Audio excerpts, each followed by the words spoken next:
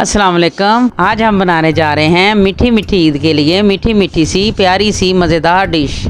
इसके लिए एक सॉस पैन में लेंगे हम थोड़ा सा ऑयल, इसमें बारीक तोड़ी हुई 2 प्याली सेवइयां डाल देंगे और हल्की आंच पे, बिल्कुल धीमी आंच पे हम इसे तकरीबन 10 मिनट तक फ्राई करेंगे।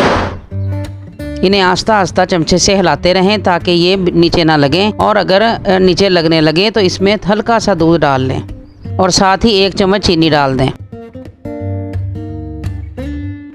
जब ये इस तरह ब्राउन हो जाएं तो इन्हें एक प्लेट में निकाल लें और ठंडा होने दें। अब एक सॉस पैन में हम 2 गिलास दूध लेंगे।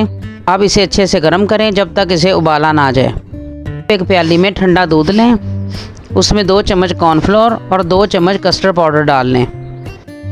इसे इस तरीके से मिक्स करें कि इसमें कोई गुठली ना रह जाए। जब हमारा दूध पकने लग जाए तो इसमें तैयार किया हुआ कस्टर्ड वाला दूध आहिस्ता आहिस्ता डालते रहें और साथ ही चमचा हिलाते रहें ताकि इसमें कोई गुठली ना बन जाए। 2 गिलास दूध में तकरीबन 4 चम्मच चीनी का डाल दें। इसके बाद इसे 5 मिनट के लिए मुसलसल चमचा हिलाते रहें। इस तरह हमारा कस्टर्ड तैयार हो जाएगा।